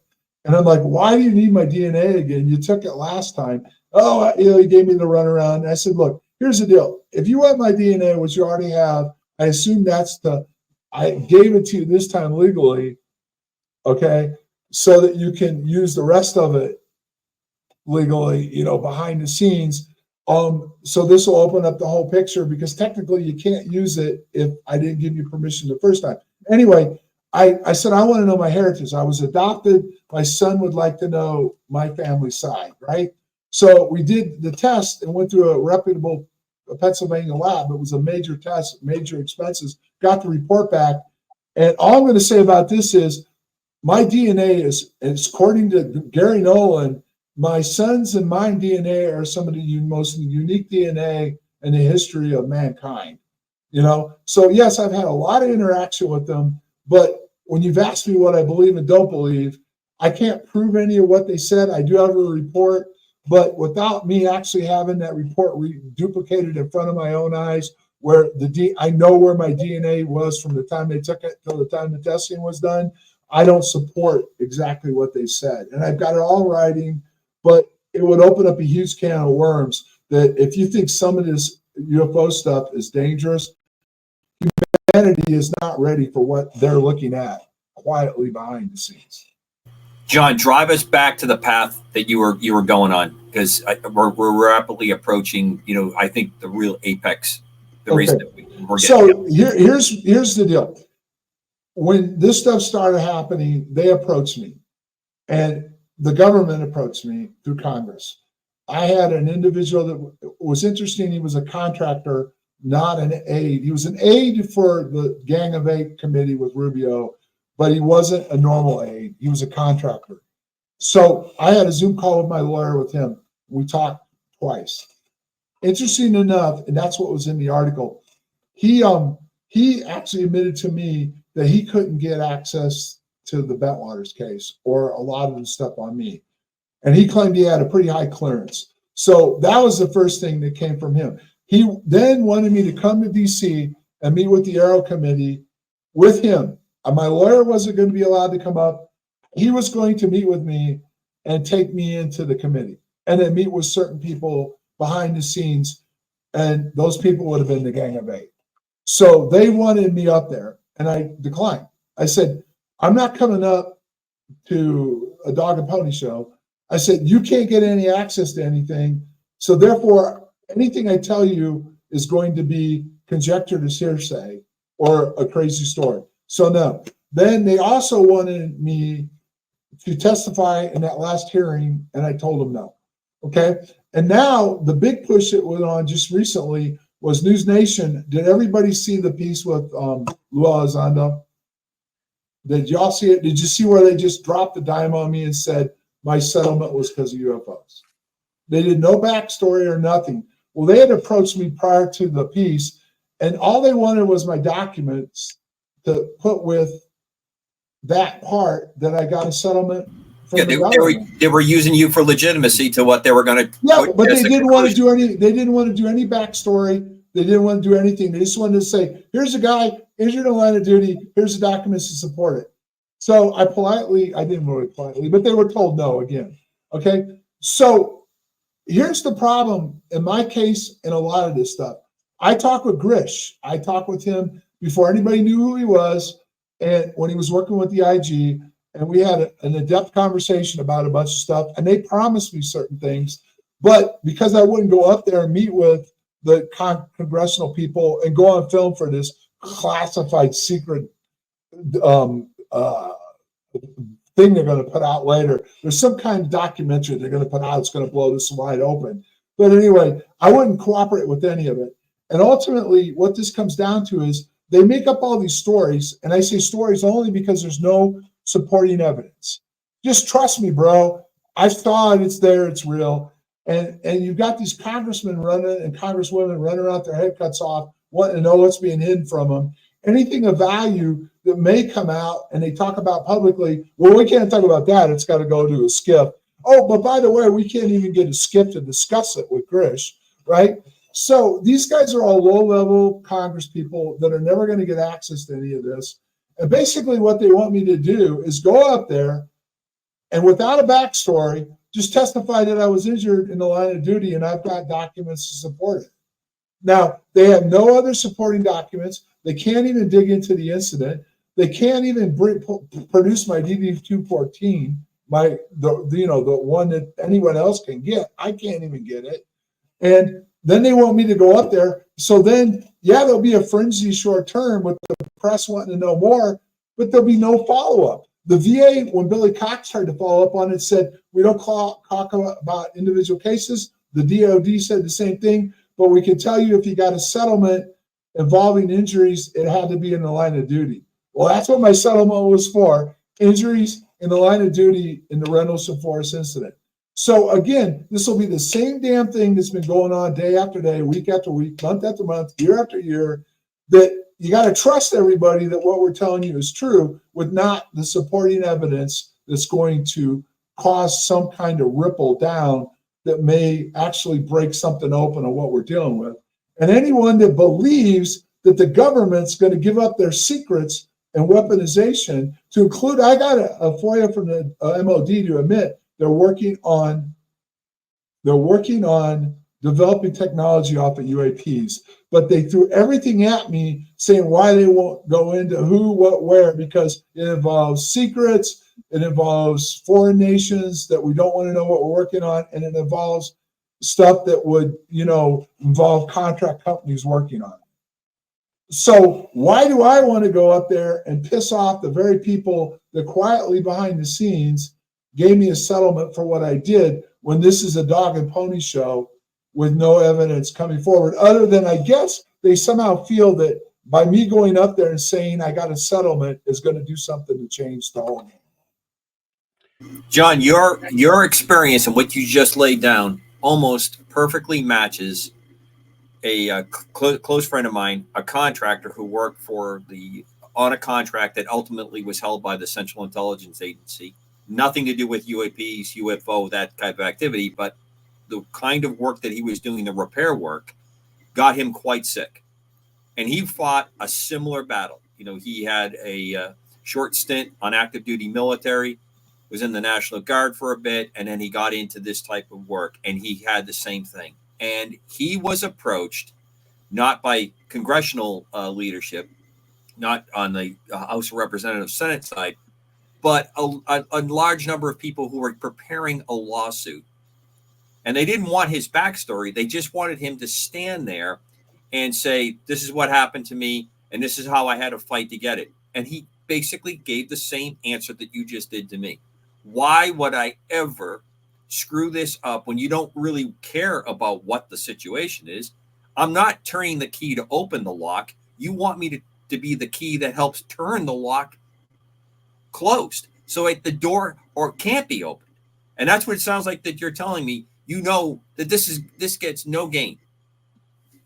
No, it doesn't. Look at Grish. Do you think he would have done it if he'd have known? He actually got some traction for the first time. And here's my next question. And I'm just being straight, and I get a lot of haters come after me. Why did Lou Elizondo testify? He ran the program. But he's never testified. In fact, that was one of the reasons why I told him to screw off on their little documentary. I said, when's Lou going to testify? Well, he's not. Why? His handlers won't let him. I said, wait a minute. He's got handlers? That goes a lot deeper than being a project manager. And you're telling me they don't want him to testify, yet you want me to go out there and stick my neck on the line when I got what I asked for? And they told me very vaguely that the issue's closed. The FOIAs will never be answered. We're not going to tell you what happened to you, but we're taking care of you now. Now shut up and go away. And I tried, but Green and those guys won't let me. And the problem is that this is not going to work. They are never going. All these people that think disclosure's coming, it is not going to happen. It will. This next hearing will be a cluster. It will be a joke. Yeah. And if you have the people that started this will not testify, Hal Puthoff will not testify. He just put that thing out with Fox's thing saying, well, I was involved in projects that are so classified that they kill me. I go to jail for if I talk about it. Okay, great. Then why are you doing this in the first place? You know very well anything that might actually help the American public understand what's going on will never come out. So what is the ultimate goal? You to continue to get funding, to continue to work on these exotic technologies that very well may have to do with some kind of intelligence that's not the way it's been presented to us. It's not some biological being traveling in a craft from Zeta Reticuli. It's probably what Bigelow said. It's here, and it's probably some kind of energy. It's an intelligent energy. That's probably what a UAP is. That's my take, guys. John, one quick question before I let my co-host, the rest of us, jump in. If I understand earlier, you were explaining, and the sergeant that was with you said that you disappeared, which makes perfect sense to me in the world of physics, that light being bent around and all the things that would have been happening. Unknown what the physical manifestation was, but I can understand the optics, literally, of it. Did anyone else ever reported that they disappeared like that? Are you the only one that experienced that kind of interaction? Well, let me be perfectly clear. I don't remember disappearing. Right. No, I know that, but the report on that, I understand. Yeah, no. There's no other reports of anyone else getting in that position to have that happen, correct? No. I just thought that was, just one of those things that clicked in my brain when you were talking. Right. But that's me. I'm asking. What's interesting is a lot of people that have tried to discredit this event say, why haven't other people had the same injuries? Well, Peniston, until Green showed up, said he had some injuries, and then he tried to walk it back.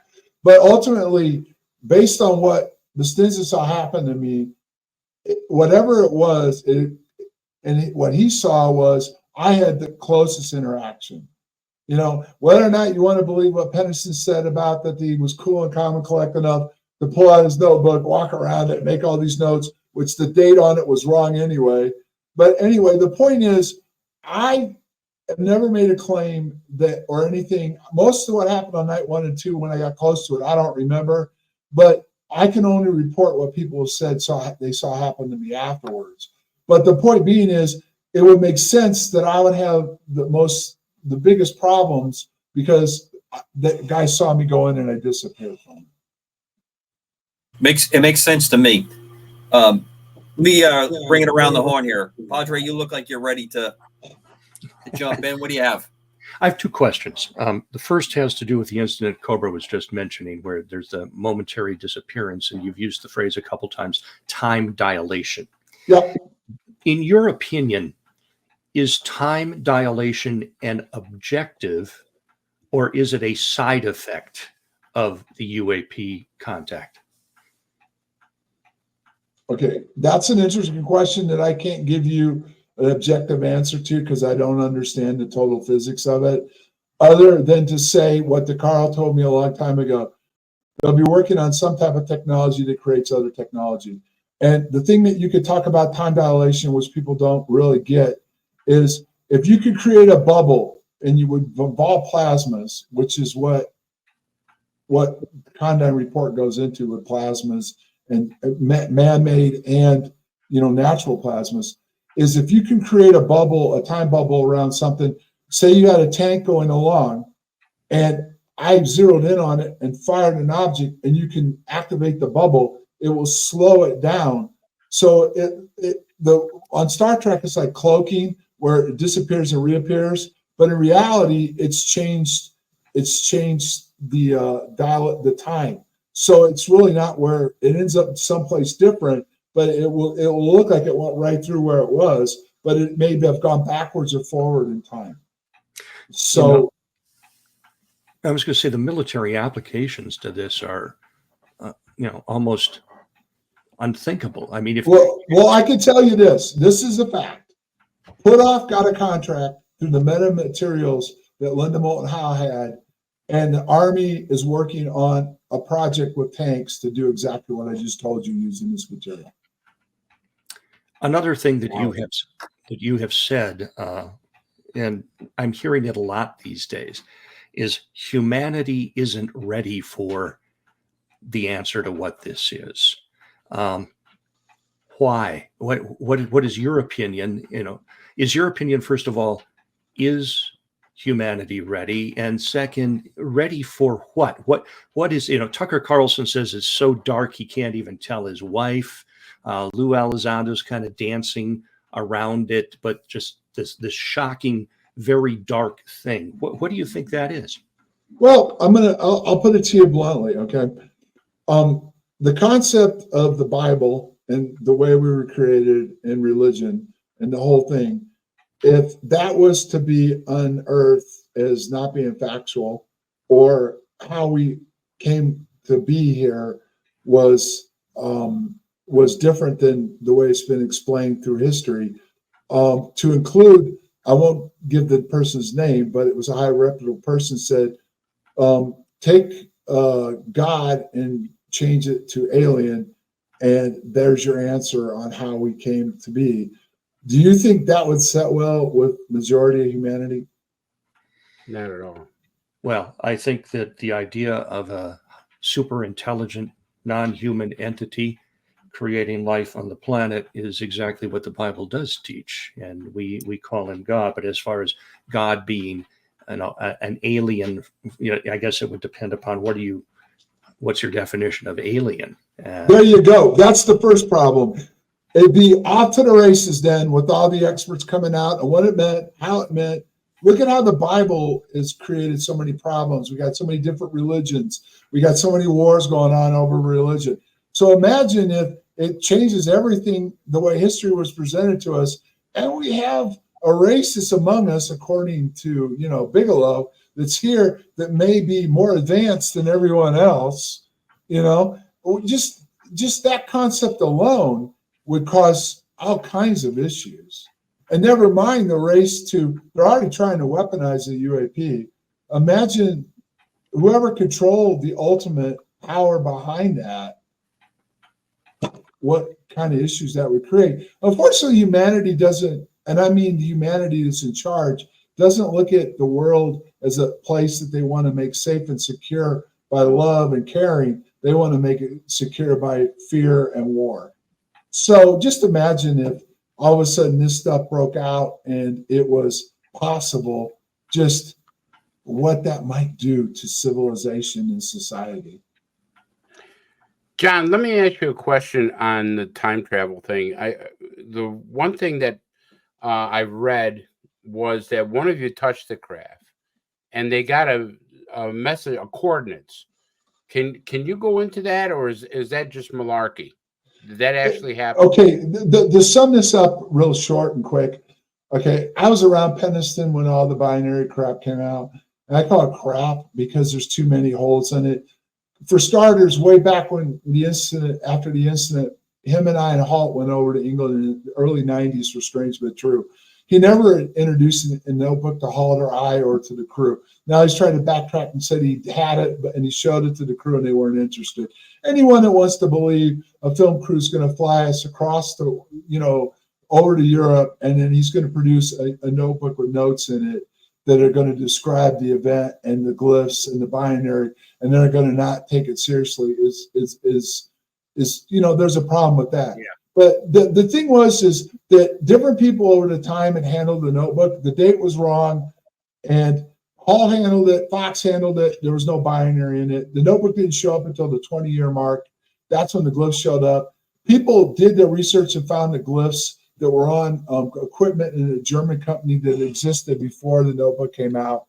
Then when the binary came out, it was a loose leaf notebook, so he put the binary in, and he claimed he never put it in there before for anybody else, but he brought it to Phoenix for Prometheus Entertainment was doing Ancient Aliens to see it, which fell right into their wheelhouse, and they ran a whole hour piece on it. So the binary didn't exist till the 30-year mark, and people did research on that, and they found these codes that were on an ancient website 3 years before he came out with them, to the T on the writings he put down. I saw the binary. He never could get the story straight early on about how many pages he had. And one of the pages, he supposedly got this right away and was writing it down. He actually crossed out some of what he put and then put something else there. I never really imagined if I was getting a download, I would fast backwards and change what I put down. There's just a lot of holes to it. It did come out immediately afterwards. So I don't support it. I tried to, but I just couldn't. So the fact that he tried to keep Ed out of it for a long time until he slipped up and admitted he was with us even made it hard. And Ed don't remember him getting up and walking around it and touching it and all this other stuff either. So, I mean, a lot of his story is I have a problem with, but he clearly experienced something. And if you go into Condyne, an interaction with the UAP will cause people to see it differently, perceive it differently, and actually could be injured by it and have issues with it. So it's possible some of what he said happened, but there's a lot of it that I am very suspect to. How's that sound? Thank you for clearing that up, John. Well, while we have a moment here to interlude, I'm going to ask everybody real quick. Does the name Perry Spencer ring any bells with anybody? Most of us probably won't know it unless you're a complete geek like myself. So, John, no, it's nobody in the field. But you talked about technology leading to something else. Perry Spencer was a radar engineer who had a candy bar in his pocket. And when he was getting close to this bench test they were doing on radar, that candy bar started to melt in his pocket. Now, I don't know what else. I've heard this story. I've heard the story in the microwave. Sure, it's the microwave oven. Nobody really knows his name, but right. and that became, and now we use microwave in ways for navigation, air traffic control, final radar because of the fidelity that it has for landing it, automated landing on aircraft. I just wanted to throw that in there, that the breakouts, the spin-offs, I think is the word that NASA used to use in the 60s and 70s, why we need to sink money into the space program, because you get all these other technologies that come up. And I think it's verifiable. But I always like to bring him up because people don't realize in that story, being physically exposed to that and having this happen. I wonder what else possibly happened to him. But this is why we have one of the more modern conveniences that we have going on. John, you look like you're ready to jump in.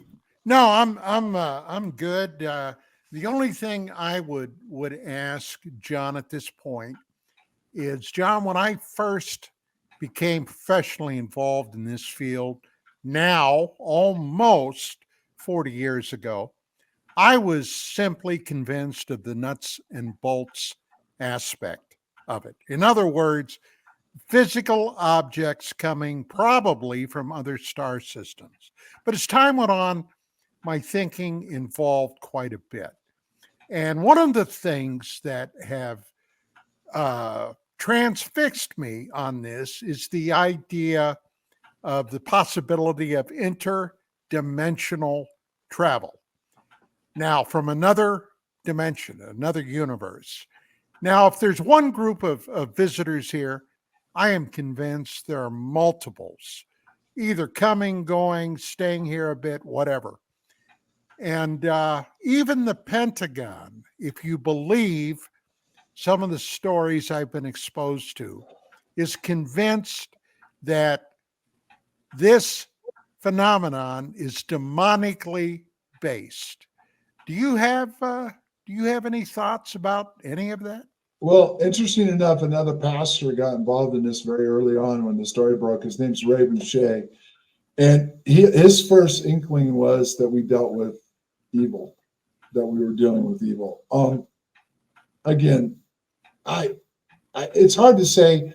It's hard to say for sure exactly what's going on, because those are going to be secrets that are never probably going to come out, unless whatever we're dealing with wants them to come out. What I mean by that was that whatever we're dealing with, they could spill the beans. If there's really something there that's intelligent, then they could spill the beans. I mean, they could keep whatever our government's trying to hide and stuff.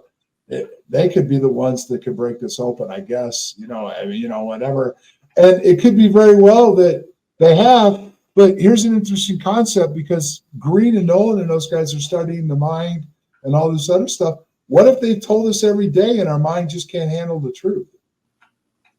What if we have the answer in front of us, but we can't comprehend the answer? So therefore, every day it's there, but we're not willing to, let it in. It's kind of like what I said when we went out to those fields. I really couldn't explain it because it didn't match any of the technology that I was aware we had. But later on, we found out we were working on that already. Like those blue lights Halt and I saw were probably plasmas that were probably somewhat natural, and some of them we had created them there off the phenomenon, and they were controlling them with lasers. But the bottom line is if our minds aren't ready to comprehend what's here, then that may be one of the reasons why we don't know what it is. John, we're down to our last couple of minutes. I'm going to throw with this last question, because my take is a little bit askew from what you conclude there. I have a feeling that a group of self-appointed betters have decided that the rest of us, can't comprehend this, and they can't control the outcome. And I think that's why the information is being held the way it is.